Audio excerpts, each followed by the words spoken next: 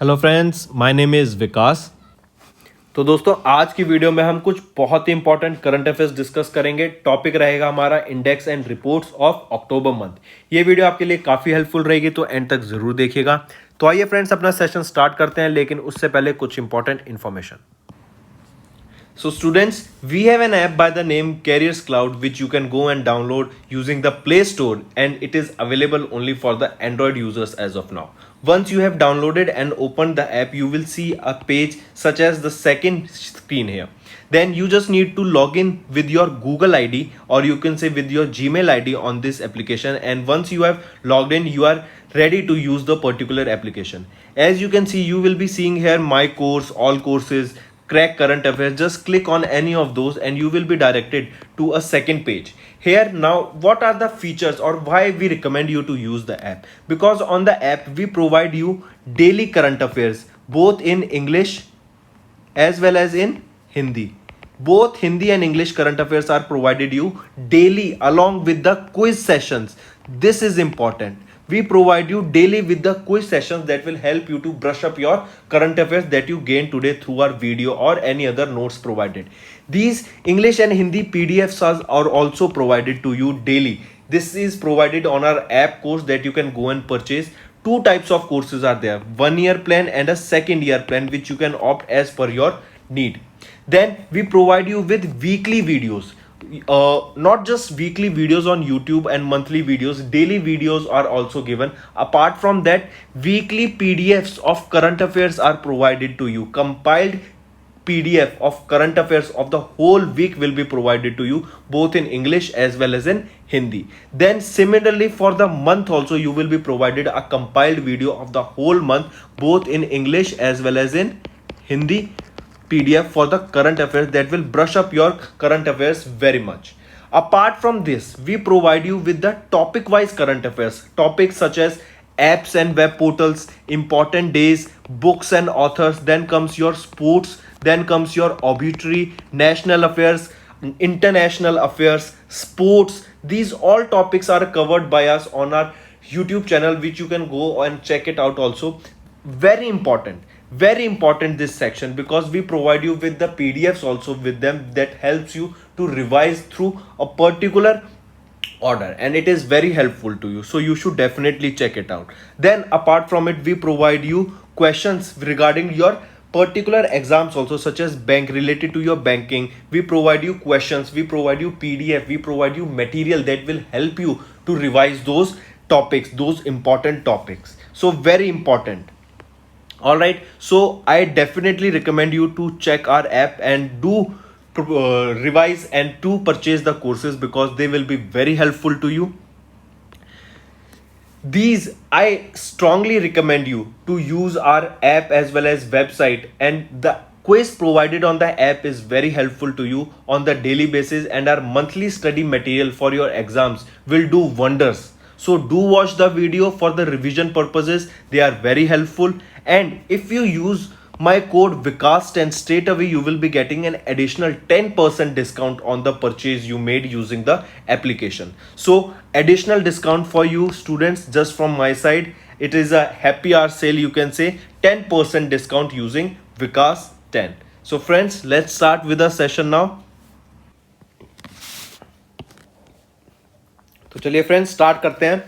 सबसे पहले हम बात करेंगे digital quality of life index की। इसमें इंडिया की रैंक रही 59। Digital quality of life index मतलब यहां पे किस चीज की बात की जा रही है, तो सबसे पहले यही देखते हैं। डिजिटल मतलब जैसे आपका सब कुछ डिजिटाइज होना, मतलब कंप्यूटर पे शिफ्ट हो जाना, इंटरनेट, इन सब की बात। तो इंटरनेट अफोर्डेबिलिटी, क्या अफोर्ड कर सकता है, उसमें इंडिया की रैंक रही 47। सबसे पहले ये रैंक छोड़िए, आप पहले इतने पोर्शन पे फोकस कीजिए, इस पार्ट पे। इंटरनेट अफोर्डेबिलिटी, इंटरनेट क्वालिटी कैसी है कंट्री में, इलेक्ट्रॉनिक इंफ्रास्ट्रक्चर या फिर ई इंफ्रास्ट्रक्चर कैसा है, ई सिक्योरिटी मतलब आपकी साइबर सिक्योरिटी, क्या वहां कंट्री पे हैक्स होते हैं, क्या साइबर अटैक्स होते हैं या नहीं, ई गवर्नेंस, इलेक्ट्रॉनिक गवर्नेंस कैसी है। इन सब को देखते हुए, इन सब को मद्देनजर रखते हुए आपका digital quality of life index release किया गया। इसमें इंडिया की क्या रैंक रही, 59th रैंक रही आउट ऑफ 110 कंट्रीज। ये थर्ड एडिशन था आपका digital quality of life index का, जो कि प्रिपेयर किया जाता है साइबर सिक्योरिटी कंपनी सर्फशार्क के द्वारा। ऑलराइट, फिर टॉप किसने किया? अगर हम यहाँ पे टॉप 3 कंट्रीज की बात करें तो डेनमार्क रहा टॉप पोजीशन पे, साउथ कोरिया सेकंड पोजीशन पे, फिनलैंड थर्ड पोजीशन पे in the term of digital quality of life index, और इसमें इंडिया की रैंक रही आपकी 59th। की पॉइंट्स देखें तो इथोपिया क्या रहा? लोएस्ट रैंक, जिसपे 110 थी इथोपिया की। फिर आ जाइए वापस अपने प्रिंसिपल पे। ये प्रिंसिपल्स भी आपके इंडेक्स हैं। तो अगर हम इंटरनेट अफोर्डेबिलिटी इंडेक्स की बात करें तो इंडिया की रैंक रहेगी 47th। अगर हम इंटरनेट क्वालिटी की बात करें 67th रैंक पे आता है इंडिया। इलेक्ट्रॉनिक इंफ्रास्ट्रक्चर या ई इंफ्रास्ट्रक्चर 91st पोजीशन पे। ई सिक्योरिटी के मामले में 36th पोजीशन पे। ई गवर्नेंस के मामले में 33rd पोजीशन पे। ये इंडेक्स है, ये रैंक है, ये आपको पता होनी चाहिए। नोट कीजिए इनको, पहले स्क्रीनशॉट लीजिए, नोट कीजिए, आपकी मर्जी, पर इनको जल्दी से लिखिए। फिर हम नेक्स्ट पे चलेंगे। 20 सेकंड्स आपके पास।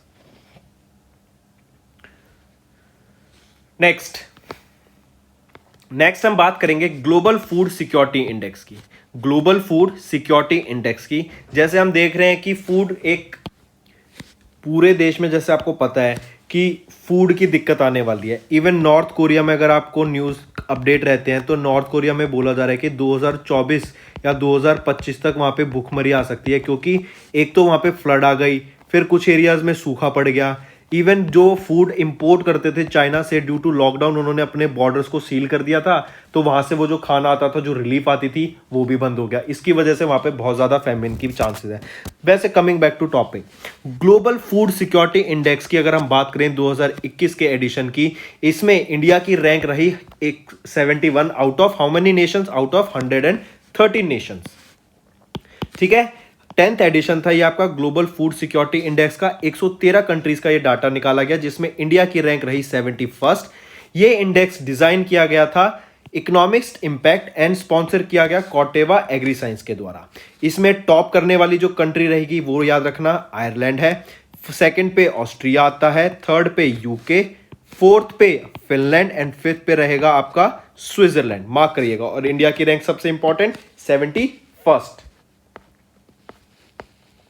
नेक्स्ट हम बात करेंगे स्टेट एनर्जी एफिशिएंसी इंडेक्स की। स्टेट एनर्जी एफिशिएंसी इंडेक्स की 2020 की, जिसमें टॉप करने वाली स्टेट कौन सी बनी? इंडिया की। ये डाटा इंडिया का निकाला जाता है। पहली चीज, स्टेट एनर्जी एफिशिएंसी इंडेक्स 2020 का, इसमें इंडिया की क्या रैंक रही और इसमें इंडिया की कौन सी स्टेट ने टॉप किया? सबसे पहले तो ये देखते हैं। टॉप करने वाली स्टेट बनी कर्नाटका, और जो सेकंड पोजीशन पे आई वो थी Rajasthan. State energy efficiency index data release किसके द्वारा किया जाता है? ये bureau of energy efficiency BEE and alliance for energy efficient economy के द्वारा ये डाटा रिलीज किया जाता है, जिसमें इंडिया की क्या रैंक रही? फिर से आई रिपीट, इंडिया की कौन सी स्टेट की फर्स्ट रैंक रही?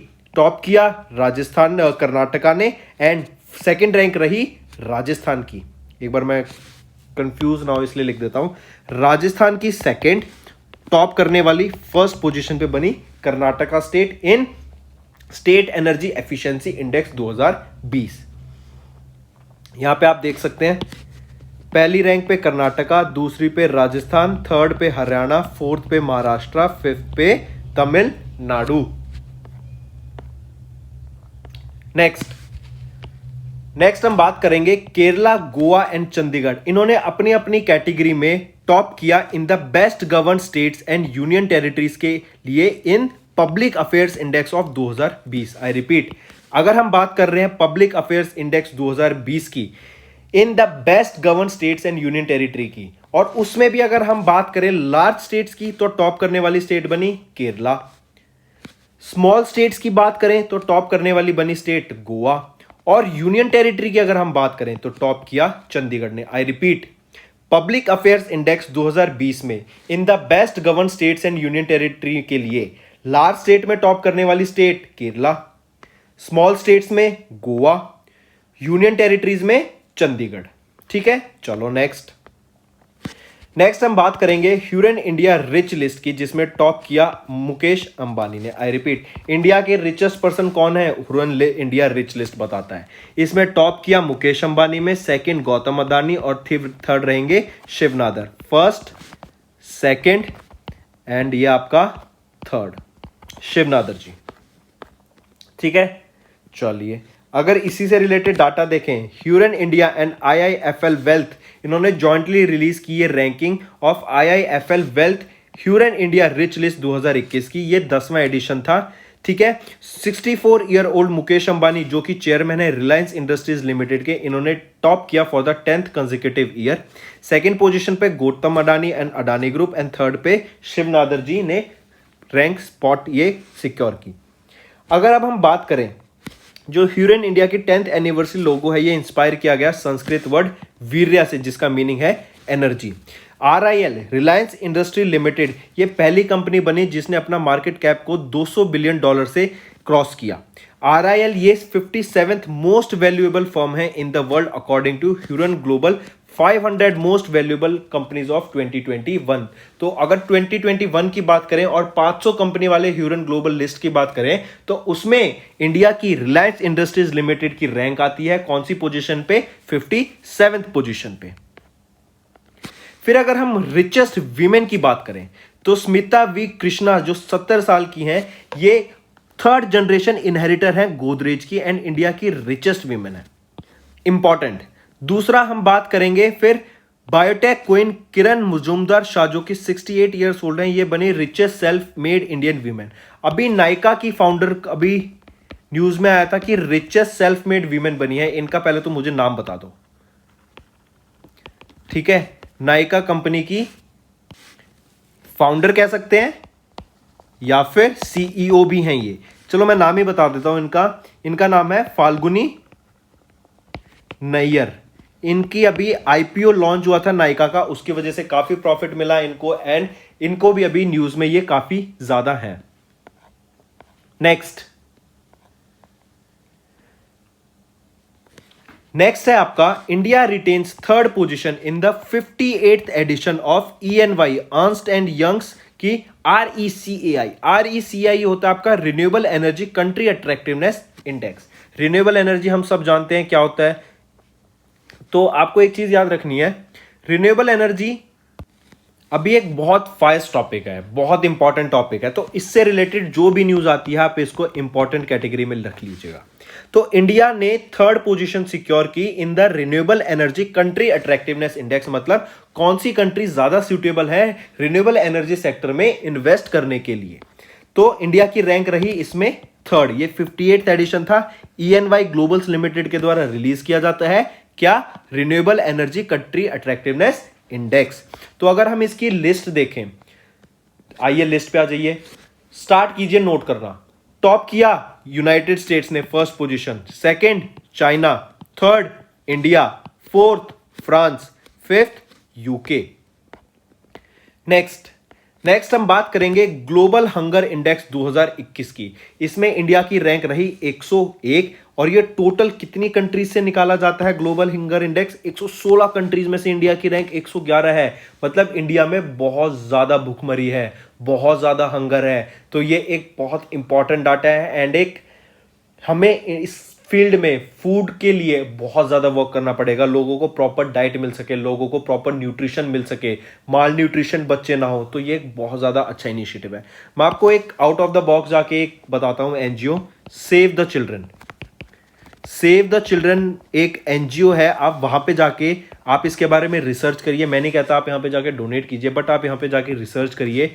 NDTV कंपनी के द्वारा उनको स्पॉन्सर भी किया जाता है एंड ये सेव द चिल्ड्रन बहुत बड़ा NGO है। ये लोगों को फीड करने में भी आगे हेल्प करता है। इवन जो लोग बच्चे डिसेबल होते हैं, जो मतलब जिनको माता पिता उनको छोड़ देते हैं क्योंकि वो उनका खर्चा नहीं उठा पाते ड्यू टू मेडिकल इश्यूज, उनकी भी हेल्प करने में बहुत हेल्प करता है। तो save the children, do research about it और आप अपना कॉन्ट्रीब्यूशन 10 रुपए, 100 रुपए, 200 रुपए, 500 रुपए, 1000 रुपए, आप कंट्रीब्यूशन जैसा देना चाहें लोगों की हेल्प करने के लिए आप दे सकते हैं। आप भी फिलैंथ्रोपिस्ट बनिए।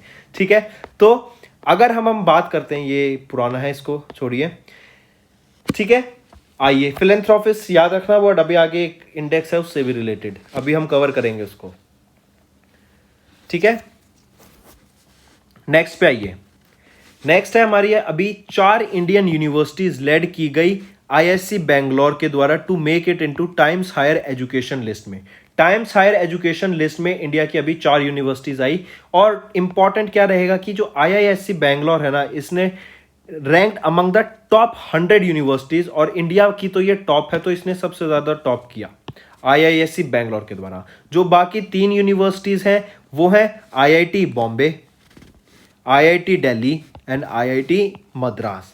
अगर हम इस रेपुटेशन रैंकिंग की बात करें, Times Higher Education World Reputation ranking की, ये 202 यूनिवर्सिटीज की कैलकुलेट की जाती है आउट ऑफ 29 कंट्रीज। ये ranking was based on the survey carried out between November 2020 से फरवरी 2021 के बीच में। ऑलराइट, नेक्स्ट आ गया ना, एल्डगिव ह्यूरन इंडिया फिलेंथ्रोपी लिस्ट, मतलब जो लोग डोनेट करते हैं, जो लोगों की, बाकी लोगों की हेल्प करते हैं, उनसे रिलेटेड ये डाटा रिलीज करा गया।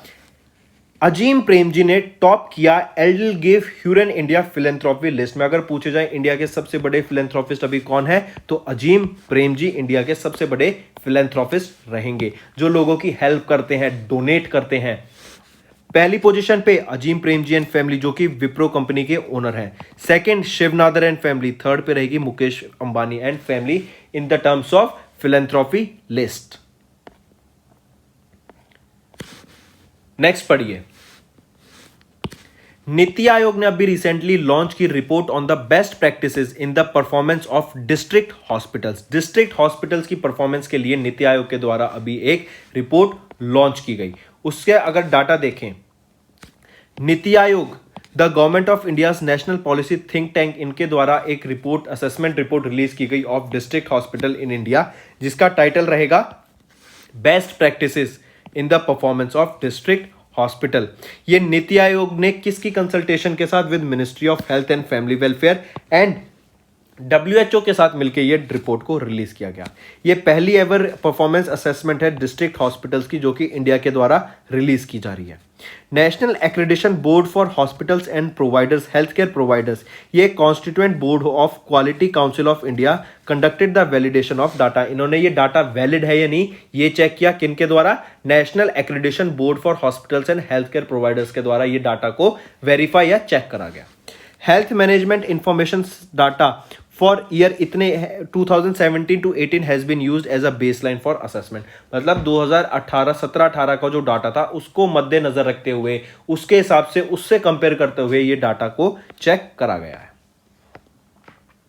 नेक्स्ट हम बात करेंगे labour bureau inks agreement with BECIL for conducting all India surveys on migrant workers and all India quarterly establishment based employment survey. कुछ हम सर्वे समझ आया, BECIL समझ आया। BECIL क्या है? Broadcast engineering consultants India limited, ये BECIL की फुल फॉर्म रहेगी। तो लेबर ब्यूरो ने एक अटैच्ड ऑफिस ऑफ मिनिस्ट्री है, ministry of labour and employment है लेबर ब्यूरो।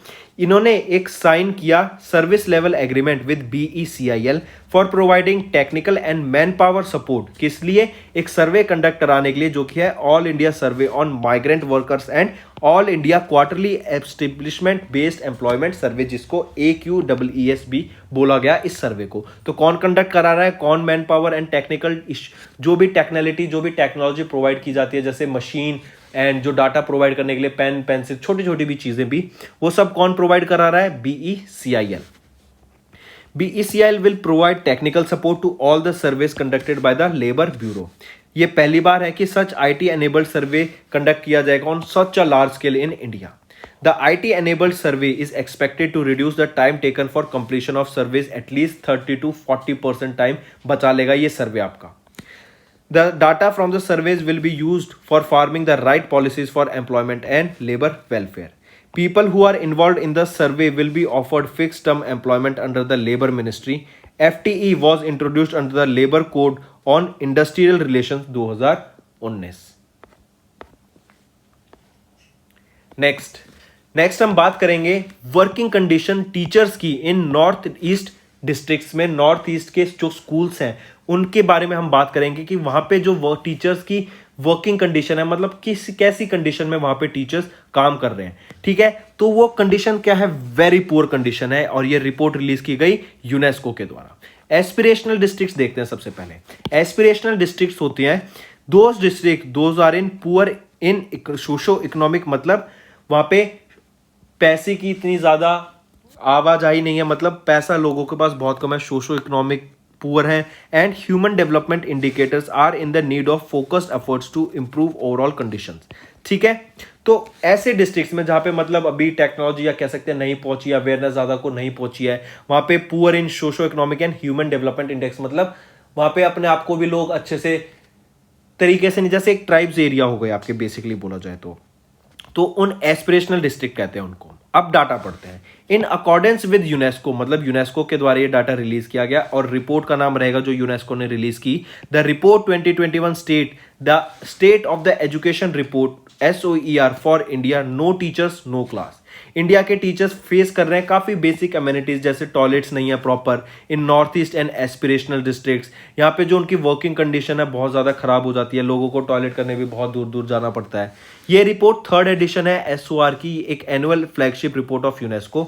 ये इसने डाटा एनालाइज किया from the unified district information system for education 2018-19 का, और जो पीरियडिक लेबर फोर्स का सर्वे था 2018-19, इनको नजर रखते हुए इनसे डाटा को लेकर इन्होंने ये रिपोर्ट रिलीज की। रिपोर्ट में क्या है, इस रिपोर्ट फोकस करती है on the theme of teachers, teaching and teacher education. It covered a profile of 9.6 million teaching working force in India to understand the key aspects of teaching profession as well as challenges they face during the teaching routine and their professional development. Alright, तो उनकी जो condition है उसको मद्देनजर रखते हुए ये data को रिलीज किया गया कि, और उसको बताया गया कि जो उनकी कंडीशन है बहुत ही पुअर है टीचर्स की। नेक्स्ट हम बात करेंगे मल्टी डायमेंशनल पॉवर्टी इंडेक्स 2021 का, रिलीज किया गया United Nation Development Programme and OPHI। India has max multi dimensional poor, मतलब इंडिया में बहुत ज्यादा लोग पुअर हैं, and 5 out of 6 multi dimensionally poor are from lower tribes और कास्ट। ये रिपोर्ट रिलीज की गई यूनाइटेड नेशंस के द्वारा। अगर डाटा देखें, a new analysis on global multi dimensional poverty, जिसको नाम रखा गया मल्टी डायमेंशनली पॉवर्टी इंडेक्स, ये रिलीज किया गया United Nation Development Programme and OPHI है Oxford poverty and human development initiative, इनके द्वारा इस रिपोर्ट को रिलीज करा गया। रिपोर्ट में क्या है, this report examined the level and composition of multi dimensional poverty across 109 countries और 5.9 billion people, various races, ethnicity, caste, उन सबको कंबाइन करके इस डाटा को रिलीज करा गया। It states that disparities in multi dimensional poverty among ethnic groups are consistently high across many countries, and in 9th economic ethnic group more than 90% of the people is living under poverty। जैसे कहते हैं ना कि India में जो अमीर है वो तो बहुत ज्यादा अमीर है, एंड जो गरीब है वो बहुत ज्यादा गरीब है। और इंडिया में ये भी कहते हैं कि जो गैप है इंडिया में पुअर्स का और रिच का, वो बहुत ही ज्यादा गैप है। ठीक है, अमीर लोग बहुत ज्यादा अमीर हैं, एंड जो गरीब लोग हैं वो बेचारे बहुत ज्यादा गरीब है। कहते हैं कि अराउंड इंडिया का जो टोटल एक कहते हैं ना कि पैसा अराउंड सिर्फ 2% लोगों के पास है, और जो बाकी पैसा है, जो बाकी 98% पैसा है वो इंडिया के बाकी 98% पॉपुलेशन में सीमित है। आई मीन कंफ्यूज तो नहीं है, मतलब इंडिया का जो मोस्टली इंडिया का पैसा है ना वो सिर्फ 2 लोगों के पास है। मोस्टली पैसा 90% ऑफ इंडिया का पैसा सिर्फ 2 लोगों के पास अक्यूमुलेटेड है, 2% लोगों के पास इंडिया के, और जो बाकी 10% अमाउंट है इंडिया का वो 98% लोगों के पास है। तो समझिए अमीर लोग अमीर होते जा रहे हैं और गरीब लोग गरीब होते जा रहे हैं।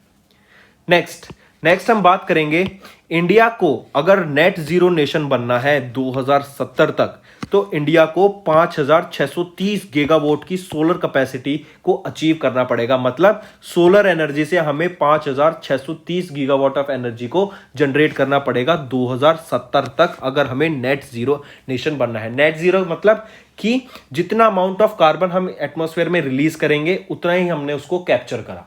ऑलराइट, मतलब उतना ही कैप्चर करने का मतलब कि हम अमाउंट को जितना एनवायरमेंट या फिर हम उसको पर्सनली, जैसे आप प्यूरिफायर लगा देते हैं तो प्यूरीफायर का काम क्या है कि आपके रूम की एयर को साफ कर देगा। तो अगर आप कहीं आग लगाते थे रूम में और आग चल रहे हैं और प्यूरीफायर भी चल रहा है, तो वो क्या होगा, नेट जीरो नहीं होगा, क्योंकि एक तरफ से तो आग लगा दी, कार्बन बढ़ रहा है, आपके एटमॉस्फेयर में पॉल्यूशन आ रहा है, और वो आपका जो फिल्टर है वो एयर को प्यूरिफायर कर रहा है। तो नेट जीरो कब होगा कि जितना अमाउंट हमने बर्न करा उतना ही फिल्टर ने कैप्चर कर लिया। तो आपका इन्वायरमेंट क्या करता है, इन्वायरमेंट तो कार्बन को कैप्चर करता है। तो वो सारी चीज को ध्यान में रखते हुए, मद्देनजर रखते हुए, अगर इंडिया को पॉल्यूशन फ्री बनना है, तो कहने का मतलब तो 5630 गीगावाट का सोलर कैपेसिटी हमें अचीव करना पड़ेगा 2070 तक। इंडिया का एक इंडिपेंडेंट थिंक टैंक है council on energy environment and water, इनके द्वारा एक डाटा रिलीज किया गया, implications of a net zero target for India sectoral energy transition and climate policy. ये एक रिपोर्ट थी जिसमें बताया गया कि इंडिया को अगर नेट जीरो कार्बन एमिशन करना है, अचीव करना है 2070 तक, तो उन्हें 5630 गीगावाट की सोलर कैपेसिटी अचीव करनी पड़ेगी। इसके लिए इंडिया का टोटल ऑफ 4.6% का इंडिया का लैंड चाहिएगा 2070 तक इतनी एनर्जी को जनरेट करने के लिए। अभी currently India 100 gigawatt of renewable energy को जनरेट कर रहा है, 40 गीगावाट सोलर से and 450 gigawatt of real energy को जनरेट करेगा इंडिया। ये इंडिया का टारगेट है 2030 तक, और हमें 2070 तक 5630 अचीव करना है। फिर अगर हम इस फंडिंग के रिपोर्ट को देखें, तो जो कोल पावर जनरेशन है ना, वो 2040 तक पीक में होगी, 99% ड्रॉप आ जाएगा 2040 से 60 के बीच में। क्रूड ऑयल सेक्टर 2050 तक पीक में होगा और 90% गिर जाएगा 2050 से 70 के बीच में। Green hydrogen 19% of energy consumption को टैकल करेगी in the industrial sector. Green hydrogen हम बचा चुके हैं कि अब ये क्या है, ग्रीन हाइड्रोजन की जब इसको बर्न किया जाता है तो जो रेजिड्यू होता है वो आपका कार्बन नहीं होता, दैट मीन्स वो पॉल्यूट नहीं कर रहा है आपकी एनवायरनमेंट को। अगर इकोनॉमिक कॉस्ट की बात करें तो 2070 तक अगर हमें कितना अमाउंट हमें खर्च करना पड़ेगा इंडिया को इन टर्म्स ऑफ नेट जीरो बनने के लिए, तो 4.1% ऑफ नेशनल जीडीपी। अगर यही टारगेट हम 2050 तक कर देते हैं तो ये हो जाएगा 7% ऑफ नेशनल जीडीपी हमें खर्च करना पड़ेगा to achieve net zero carbon emissions को। नेक्स्ट हम बात करेंगे कोविड-19 ने, हमने देखा कि जो हम टीबी होता है ट्यूबरक्लोसिस, तो टीबी को एलिमिनेट करने के लिए जो इंडिया का प्रोग्रेस चल रही थी, जो उनका सर्वे चल रहा था या जो भी उनका इनिशिएटिव्स चल रहे थे, तो वो बहुत ज्यादा हिट हुआ है। India is the worst hit in terms of TB elimination due to कोविड-19। ये रिपोर्ट रिलीज की गई WHO के द्वारा। वर्ल्ड हेल्थ ऑर्गेनाइजेशन ने बोला कि जो ग्लोबल टीबी रिपोर्ट के अनुसार, इन्होंने मतलब किसके द्वारा रिलीज की, ये भी पूछ लेते हैं कि ग्लोबल टीबी रिपोर्ट किसके द्वारा रिलीज की जाती है, तो ये वर्ल्ड हेल्थ ऑर्गेनाइजेशन के द्वारा रिलीज की जाती है। इसमें बताया गया कि कोविड-19 की वजह से इंडिया में टीबी एक जो इनिशिएटिव्स चल रहे थे, जो लोग इंडिया ने प्रोग्रेस अचीव की थी, वो पानी फिर गया उस पर कोविड-19 की वजह से। एज सिंपल एज दैट, ये याद रखना। नोट इंपॉर्टेंट याद रहेगा यहाँ पे क्वेश्चन, वर्ल्ड हेल्थ ऑर्गेनाइजेशन के द्वारा क्या मतलब पूछा जाएगा कि ग्लोबल टीबी रिपोर्ट किसके द्वारा रिलीज की जाती है, WHO के द्वारा। ये बहुत इंपॉर्टेंट है। फिर इंडिया का कौन सा स्टेट यूनियन टेरिटरी है जो टीबी फ्री है, वो है लक्षद्वीप। बहुत इंपॉर्टेंट, मार्क करना। और इंडिया का टारगेट क्या रहेगा टीबी फ्री बनने के लिए 2025, ये भी बहुत इंपॉर्टेंट क्वेश्चन है। तो 3 क्वेश्चन, ग्लोबल टीबी रिपोर्ट कौन रिलीज करता है, WHO। कौन सा इंडिया का स्टेट या यूनियन टेरिटरी टीबी फ्री है, लक्षद्वीप। और इंडिया का क्या टारगेट है टीबी एलिमिनेट करने का इंडिया से 2025। नेक्स्ट है UNEP प्रोडक्शन गैप रिपोर्ट 2021 की। World government fossil fuel production plan exceeds Paris limit. ये क्या कह रहा है, United Nation environment programme report कह रहा है कि इनके द्वारा एक प्रोडक्शन गैप रिपोर्ट रिलीज की गई। इनके अनुसार बताया गया कि जो हमारा वर्ल्ड का गवर्नमेंट प्लान है to produce more than twice the amount of fossil fuels in 2030, मतलब 2030 तक double amount of fossil fuel generate करने की बात की जा रही है, जिससे जो हमारा टेम्परेचर है पेरिस क्लाइमेट क्रिटिका, that would be consistent with the limit warning of 1.5 degree Celsius and 45% more than the consistent of 2 degree Celsius. ठीक है, तो गवर्नमेंट के जो प्रोडक्शन प्लान है, प्रोजेक्शन है, lead to the production of around 240% more coal, 75% more oil and 71% more gas in 2030। मतलब treat में उन्होंने साइन तो कर दिया एग्रीमेंट की इतना इतना हमें पेरिस क्लाइमेट ये है, हम इतने एनर्जी जनरेट नहीं करेंगे, या मतलब इतना एनर्जी हम रिन्यूएबल एनर्जी जनरेट करेंगे, फॉसिल फ्यूल मेथड से नहीं करेंगे। लेकिन still on the other hand जो टारगेट है 110% से बढ़ जाएगा fossil fuel production by 2030। Next हम बात करेंगे कोरल रीफ्स की। कोरल रीफ्स के ये एक डाटा रिलीज किया गया है रिसेंटली, जिसमें बताया गया इन द पास्ट 10 ईयर्स जो ग्लोबल वार्मिंग के वजह से कोरल रीफ्स पे इफेक्ट पड़ा है वो है 14% ऑफ द वर्ल्ड के कोरल रीफ डैमेज हो गए हैं या फिर खत्म हो गए हैं। ये रिपोर्ट का नाम है status of coral reefs of the world 2020, release की जाती है global coral reef monitoring network के द्वारा। इनके द्वारा बताया गया 14% of the world coral from 2009 से 2018 को लॉस झेलना पड़ा है। ये रिपोर्ट रिलीज की गई global coral reef monitoring system के द्वारा, नेटवर्क के द्वारा।